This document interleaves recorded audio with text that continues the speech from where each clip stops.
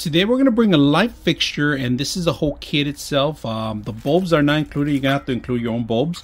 But if you guys can see, it's a large kit that we're going to set it up in the ceiling here.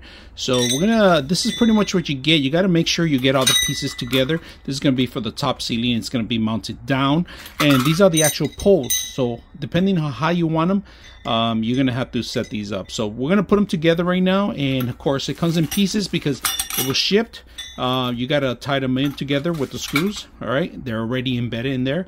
So let's go ahead and put it together and see how it works. This is very important. Depending on the height, how long you want it, you're gonna have to do these extensions. All right, they have all these extensions, so you can make it real high.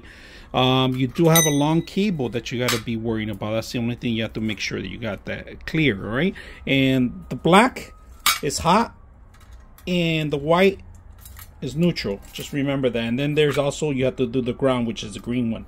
All right, so this is what it comes down with. This is actually live, and this is the neutral one. So you set up all the white ones in one area and all the black ones in the other one. Now you do need to put the bolt on the actual top of the actual cap, and I'm gonna show you guys. So the bolt, right now you're gonna have to put the washer and the bolt. I didn't put the washer. I'm gonna put the washer in there, but the bolt goes in there, and that's pretty much how long I want it right now.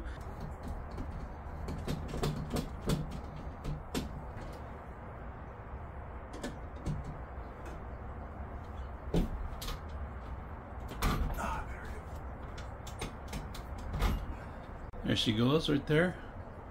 It's very long, so we can shorten it up if you want, but we're gonna put some lights in it and see how beautiful it looks. And all right, here's the lights. Here's the finished product. Very bright, if you guys can see. So I like the actual atmosphere of it. It shows the lighting out down to the bottom. I'll show you a side view here, how well lit it is.